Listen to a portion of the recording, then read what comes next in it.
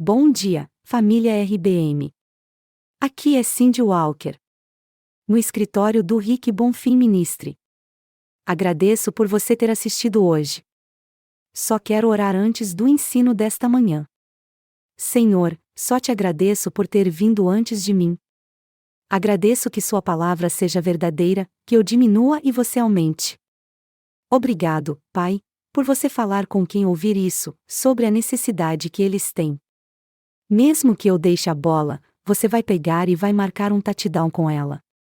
Não sei de onde isso veio, mas foi só o que ouvi. Então, obrigado, Jesus, por este dia, e amém. Então, hoje, estou falando sobre o livro do Rick, Orando com Precisão. E falamos muito sobre as raízes quando estamos no Brasil. Mas, para chegar à raiz, quero passar por algumas coisas em oração com precisão, que ajudam você a identificar que. Então, primeiro, Jesus estava interessado no ministério da integridade, que envolve a restauração da pessoa como um todo. Somos um ser triundo, corpo, alma e espírito. Essa é a pessoa completa. Sim. Ele curou os cegos, os mancos, os surdos, os mudos, os leprosos e até ressuscitou os mortos. Mas Jesus também abordou a necessidade. Então, vamos olhar para um caso na palavra onde Jesus aborda a necessidade. Já li esse relato muitas vezes, mas, mesmo quando estava lendo ontem, foi como se eu tivesse visto de novo pela primeira vez. Então, os discípulos perguntaram a Jesus: qual é o mais importante? Mandamento. A resposta mais importante a Jesus é esta: Aqui, ó Israel, o Senhor nosso Deus, o Senhor é um só. Então, o Senhor, nosso Deus, o Senhor é que esse é o único Senhor. Só há um Senhor. Não há ídolos colocados diante dele. Sem é o Senhor, e ele é o escolhido. Então ame o Senhor, seu Deus, com todo o seu coração, com toda a sua alma e com toda a sua mente, que se dirige a cada parte de nós como um ser trino e com toda a sua força. Não sobrou nada lá fora.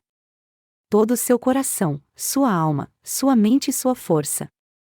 A segunda é amar seu próximo como você mesmo. Não há mandamento maior que esses.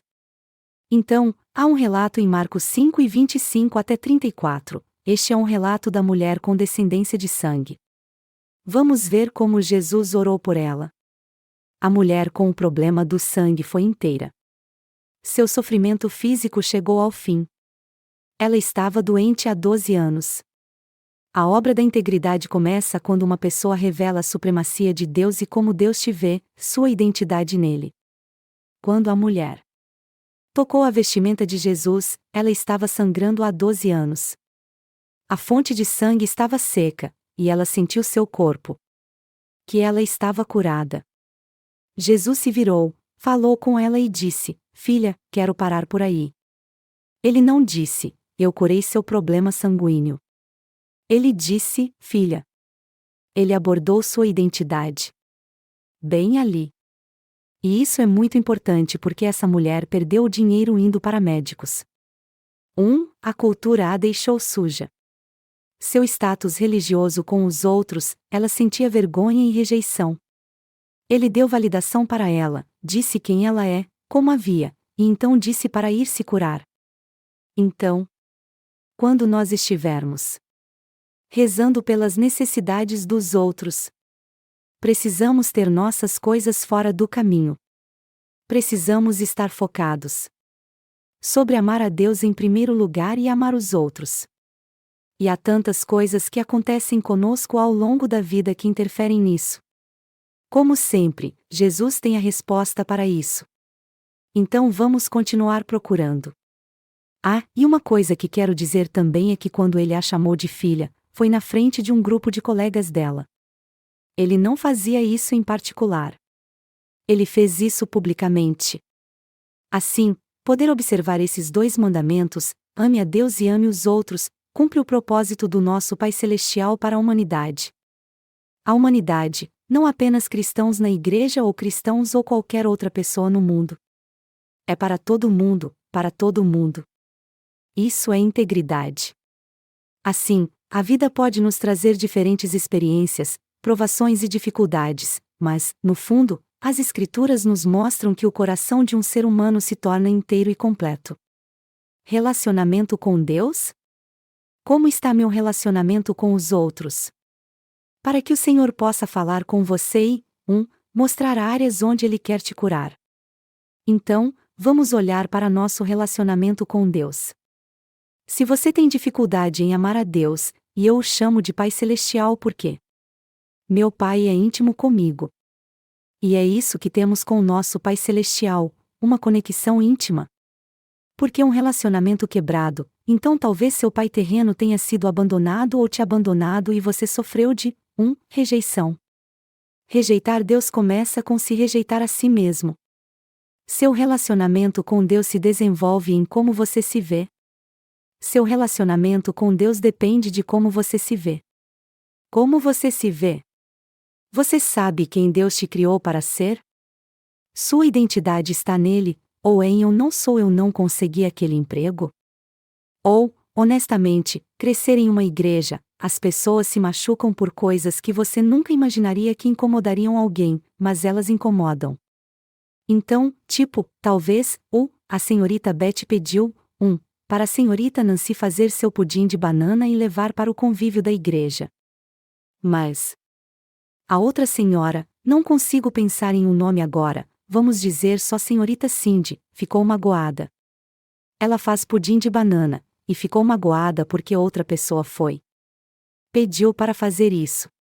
Pode ser que sejam tantas coisas simples que nem pensamos, que achamos que temos razão em sentir isso, mas isso não é como Deus nos criou. Então, no cerne da rejeição está uma identidade falsa. Sim. Os ferimentos são reais. Uso o pudim de banana como exemplo, mas existem feridas reais. Você pode ter crescido em um lar onde houve abuso, incesto sexual, depravação. E você pode ter crescido com apenas um dos pais, e sua mãe disse: seu pai não se importava com a gente. Ele foi embora, e você não conhecia seu pai. Todas essas coisas vão entrando na sua vida conforme você cresce. Você nem sabe. Pedir ao Senhor sua identidade naquele período. Embora você tenha, você simplesmente não sabe. Você nem sabe que deve pedir isso ao Senhor. E assim toda a sua identidade é formada pelo mundo. Ele é formado pelo mundo. Ela é formada por como as pessoas te veem, como elas reagem a você. E você eventualmente chega a um ponto em que, se estiver no ministério, na igreja, no ministério do altar, ou simplesmente onde quer que esteja e orando por outra pessoa, se seu relacionamento com o Senhor, se você não se vê como o Senhor te vê, você vai ter dificuldades ouvindo-o. Certo? Porque você está pensando do jeito que pensa por causa de como o mundo te trata e do que eles dizem sobre você. Você não está pensando nos pensamentos de Deus.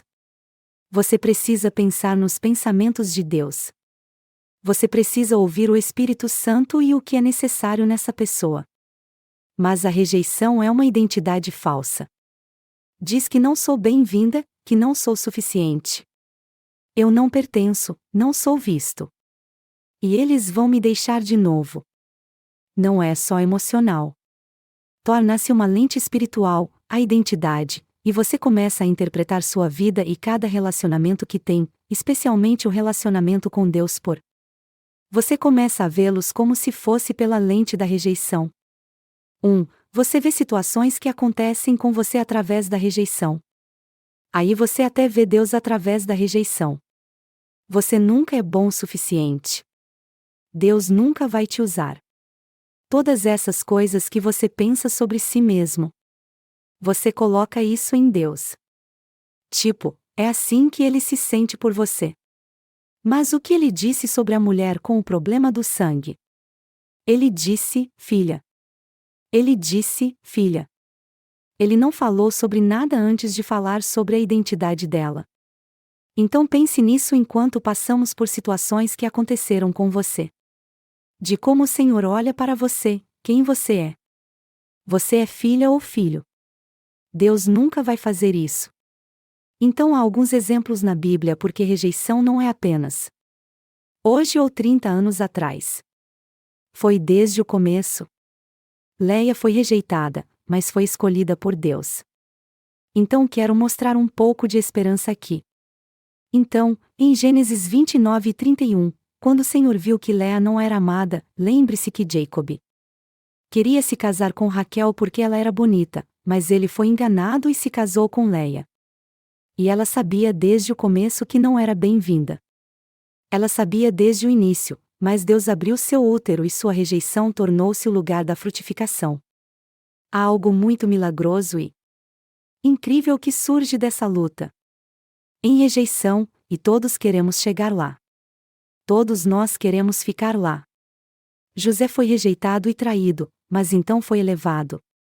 Então ele foi traído pelos irmãos. Foi rejeitado e vendido. E falsamente acusado, ainda assim. Sua rejeição o posicionou para um propósito. Então vamos olhar o padrão ali. Henrique, eu sei que não vou exatamente como você vai no Brasil. Simplesmente saiu assim.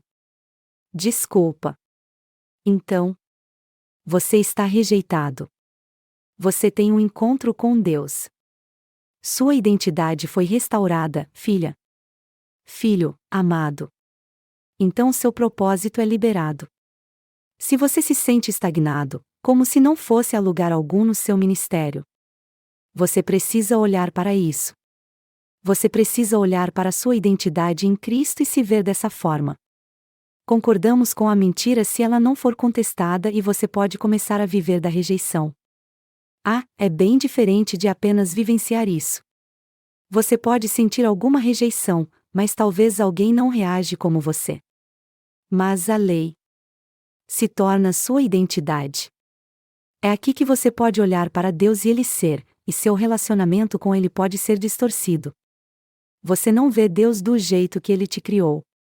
Você vê Deus no que as pessoas dizem sobre você, em como você se sente em relação a si mesmo. Se a raiz não estiver curada, você pode sentir que Deus está distante. Quando Ele está realmente com você, você assume que Ele está decepcionado com você. Como o filho pródigo, ele disse: "Vou comer do copoteiro aqui."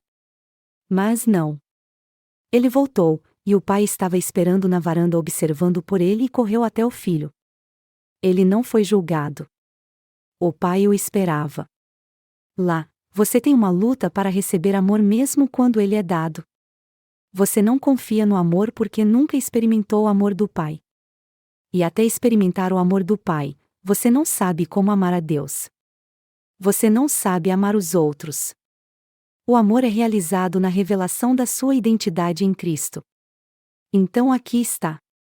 Ame a Deus. Ame os outros. O que está no seu caminho? Então vamos olhar mais fundo na raiz da rejeição. Então, se não abraçarmos o amor de Deus de forma pessoal, não somos capazes de amar e ministrar aos outros.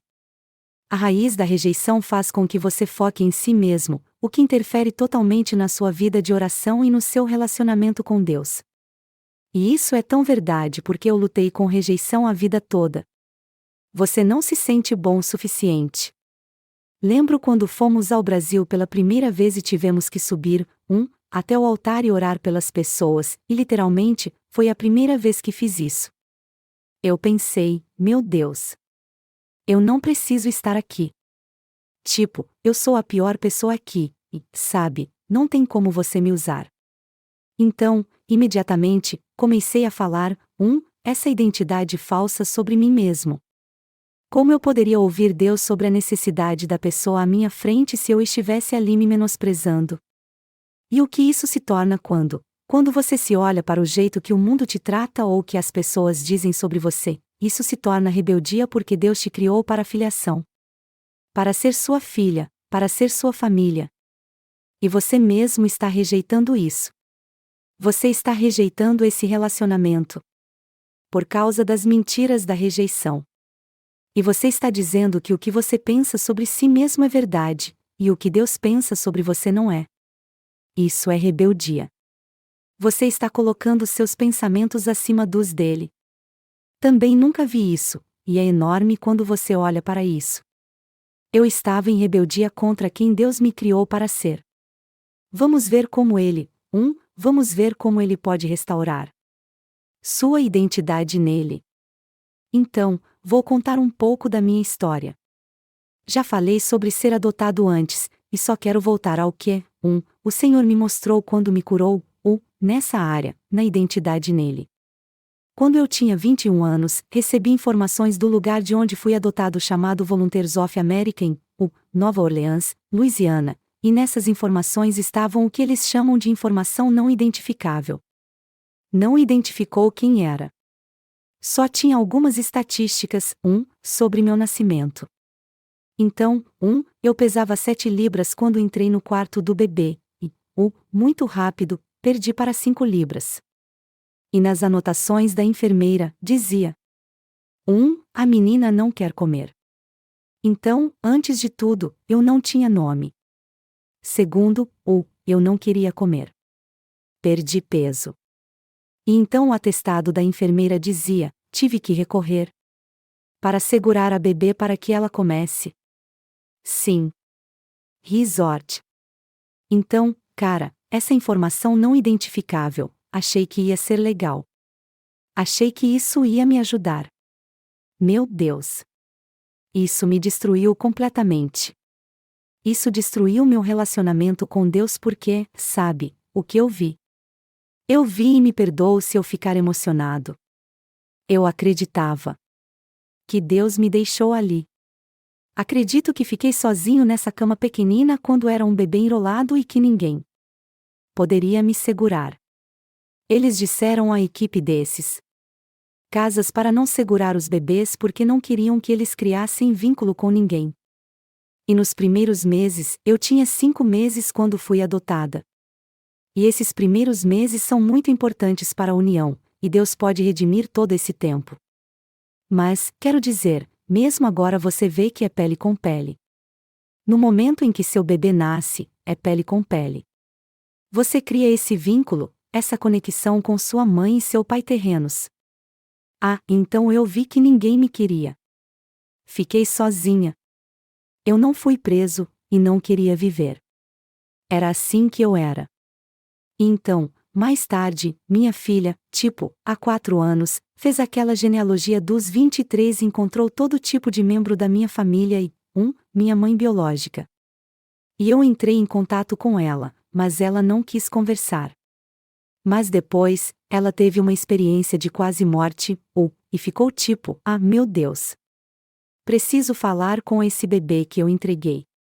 Sabe? Eu preciso, me reconciliar com isso. Então, ela acabou me ligando, e tivemos uma conversa muito longa. E o Senhor já me havia curado na minha identidade, mas aqui está o que ela me disse. Ela disse: eu engravidei numa festa de fraternidade. Foi um caso de uma noite. Tive que largar a faculdade. Eu tive que arrumar um emprego. Ela conseguiu um emprego em Nova Orleans. Ela teve que se mudar para longe dos pais em Biloxi, Mississippi, porque não podia deixar que soubessem que estava grávida. E então ela estava, em Nova Orleans trabalhando como assistente jurídica, e ela dizia que todo dia eu usava roupas muito justas porque, embora, eu tenha sido criado como católico, ela disse, então eu não podia te abortar. Eu não poderia te matar, mas desejei que você morresse. Foi o que ela disse. Eu queria que você morresse. Então, porque eu não gostei, ela simplesmente estava despejando toda a culpa dela em mim, na filha dela. E graças a Deus, que eu sei que eu sabia que esse não era quem eu era. E eu poderia estar lá para ela, e poderia ouvi-la, e poderia dizer: o Senhor já revelou tudo isso para mim. Por isso eu não quis pegar minha mamadeira. Por isso perdi para 5 quilos, tive que ir para o hospital. Eu tinha um espírito de morte e rejeição e tudo desde o útero. Desde o útero. Então ela me conta todas essas coisas, e eu fiquei e só ouvindo ela. Ela fala sobre como a vida dela foi difícil, e eu pensamos, tive uma vida ótima. Deus me redimiu e curou de todas essas coisas. Não sei como foi a conversa. Durou cerca de 2 ou 3 horas, mas... Estou te contando isso porque aqui está o que o Senhor me mostrou. Ele está em quando sua verdade foi revelada. Todos nós somos adotados em Cristo, e para mim, isso significou muito. Isso deveria significar muito para todos porque somos todos iguais nisso. Rick é adotado. Kate é adotada. Andy é adotado. Sou adotado. Somos adotados em Cristo. Ele nos predestinou para a adoção à filiação por meio de Jesus Cristo, de acordo com seu desejo e vontade. Qual é a primeira coisa que ele diz? Qual é a primeira coisa que ele diz? Ele predestinou a mim e a você para adoção à filiação ou filha por Jesus Cristo, de acordo com seu desejo e vontade. Não é um erro. Não é um aí-ó. É seu. Seu prazer e vontade. Então, o que isso abordou? Ninguém me queria? É aí que está a mentira em que acreditei a vida toda. Ninguém me queria. Bem, Deus me predestinou. Foi o prazer e a vontade dele que eu nasci. Isso foi enorme. Foi uma grande revelação. Então, Romanos 8,15, o Espírito que receberam não os torna escravos, mas fez sua adoção para a filiação. E por ele, clamamos, Pai Abba. E Abba é uma relação pessoal muito íntima. Não é um parente distante. Não são primos de segundo, terceiro ou quarto grau por aí. Esta é uma relação íntima com nosso Pai Celestial. Ele nos criou para a intimidade com Ele, e nós choramos, Pai Abba. Então, qual é esse endereço? Que eu não fiquei sozinha, que eu era filha dele, e que eu era. Em que eu sempre fui desejado. Mesmo sem eu ter sido segurado, ele nunca me soltou. E porque eu não queria viver, ele me mostrou, filha. Mas eu quero que você viva porque eu planejei você, já que você é meu herdeiro. Você é meu herdeiro. Diz. O próprio Espírito testemunha que somos filhos de Deus. Agora, se somos crianças, então somos herdeiros. Deus enviou seu Filho para redimir aqueles sob a lei para que pudéssemos receber adoção. Para a filiação. Então você não é mais um escravo, mas é filho de Deus. E, como você é filho dele, Deus também te fez herdeiro. A questão do herdeiro realmente me chamou a atenção. Eu sonhei com isso uma vez. Eu raramente sonho, mas tive um sonho. E eu estava em um palco, e tinha, milhares de pessoas. E o Senhor disse, esta é sua herança, e foi isso. E eu fiquei o que é isso? Sabe? O que é isso? O que isso significa? E eu ainda estou tentando entender isso. Mas, então. Minha linhagem, porque eu não tinha uma linhagem com nenhuma pessoa na Terra. Me fez sentir excluído porque, como já disse antes, as crianças diriam que essa não é sua mãe de verdade, seu pai de verdade, seu irmão de verdade, então nada na minha vida parecia real. Eu sentia que não havia conexão com ninguém na Terra, e não havia. Não havia. Lembro da minha mãe dizendo, por que você está tão brava?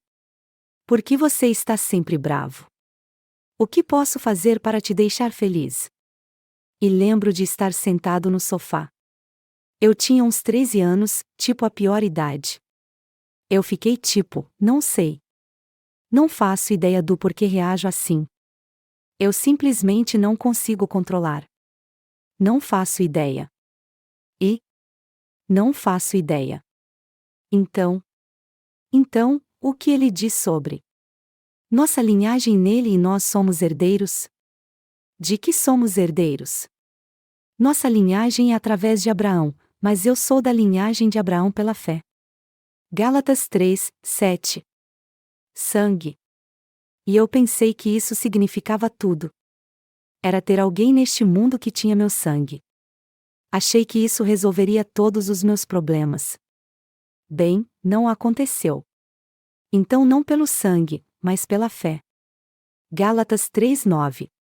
Aqueles que confiam na fé são abençoados ao longo de Aqueles que confiam na fé são abençoados junto com Abraão, o homem de fé. Ele nos redimiu para que a bênção dada a Abraão pudesse chegar aos gentios por meio de Cristo. Somos gentios. Essa bênção flui da linhagem de Abraão e se estende até nossa linhagem. Essa é minha linhagem, e todo mundo neste escritório é linhagem. Não importa o que seu pai foi ou é, ou se sua mãe foi ou não. Sua identidade está em Cristo. Ele me mostrou, ponto por ponto, tudo com o que eu cresci e acreditava sobre mim mesma. Ele me mostrou a verdade. Acho que chorei por uma semana. Acho que não conseguiria trabalhar. Eu não conseguia ir a lugar nenhum porque estava tão sobrecarregada. Pelo fato de que eu era realmente desejado. Que Deus realmente tinha um propósito para mim. Então meu relacionamento, minha caminhada com o Senhor naquela época ficou totalmente diferente. Porque eu estava em relacionamento com Ele, e fui enxertado na linhagem de Abraão, e essa era minha herança. Então eu ainda não sei muito bem o que significa a herança de estar no palco e milhares de pessoas, mas, vou esperar o Senhor revelar isso.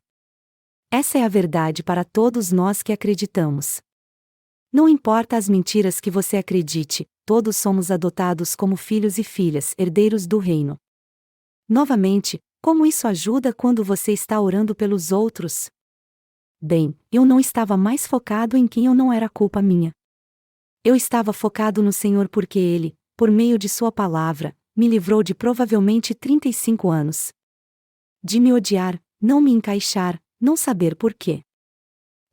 Fui tratado do jeito que fui tratado, e deve ser culpa minha. Então, todo esse tempo, Ele virou tudo de cabeça para baixo, virou tudo de cabeça para baixo. Então, o que aconteceu nesse período foi que, quando você se livra da rejeição, você se livra das mentiras, ouvir dele, você pode ouvir e ver. O que o Espírito Santo está dizendo sobre a pessoa na sua frente. É isso que fazemos no Brasil. Ensinamos sobre, Jesus. Ele ia, ensinava, via a necessidade e rezava por ela, e então a cura vinha depois disso. É sempre a necessidade. Qual a necessidade dessa pessoa? Todos nós precisamos de algo. Subimos para orar. Precisamos de algo. Às vezes nem sabemos do que precisamos, mas Deus sabe. E como você, como pessoa lá em cima, se sentindo indigno e não bom o suficiente, vai ouvir do Senhor o que essa pessoa precisa? Então peço que pensem em algumas dessas coisas que passei hoje. E veja onde você está. Agora. Quando fui curado, quando me mostraram minha identidade, mudei completamente e nunca mais me senti rejeitado. De jeito nenhum. De jeito nenhum. Embora eu saiba que posso voltar e ler essas escrituras, e é por isso que adoro que tudo o que ele me mostrou está em sua palavra. Está na palavra dele. Não é o que ninguém me diz sobre mim. Ele revelou isso em sua palavra. E para mim. Isso foi muito importante porque eu não tinha relação com pessoas em quem acreditasse. Estava em sua palavra, acreditava. Estava em sua palavra. Essa é a verdade. Então olhe para a sua vida. Olhe para o seu ministério porque muitas vezes, essa rejeição, porque é familiar para você, porque eu cresci sob ela, é familiar para você. Ele vai se endireitar, vai mostrar a cabeça feia de vez em quando. Mas na sua ligação, falamos sobre ligar na semana passada, rejeição. Pode realmente te ajudar. E isso é difícil de dizer, mas rejeição te afasta do que as pessoas pensam sobre você. E você tem que ir a Deus de qualquer jeito. Não importa se alguém não te pede para fazer algo, ninguém te pede para pregar, ensinar ou rezar no altar. Não é o que as pessoas pensam ou dizem sobre você. É o que Deus diz sobre você. Ele é quem vai te levar. As pessoas não vão. Isso é agradar as pessoas. Isso não agrada a Deus. É para tirar sua identidade falsa e revelar sua verdadeira identidade. Louvado seja Deus. Não sei, se eu não tivesse passado pela rejeição, se realmente teria conhecido quem eu era em Cristo. Mas aqui está o que é importante. Isso elimina sua necessidade de aprovação. Você não precisa de aprovação. 1. No seu local de trabalho. No seu casamento. Você precisa do amor e da relação íntima com o nosso Pai Celestial porque só por meio disso você consegue passar por todas as mentiras e todas as coisas que dizem sobre você que não são verdade, que não são sua identidade. Mas você caminha em quem Ele te criou para ser, no amor de Jesus Cristo. Então peço a vocês hoje, Deus, que você apenas fale com quem ainda está lidando com a rejeição, Deus, que nos voltaremos para você, que saibamos que sabemos quem você nos criou para ser. E que quando esses ataques e essas mentiras vierem, sabemos que devemos derrubá-los. Sabemos que devemos derrubá-los porque isso não é o nosso caminho. Esse é um espírito familiar, e simplesmente rejeitamos isso em nome de Jesus.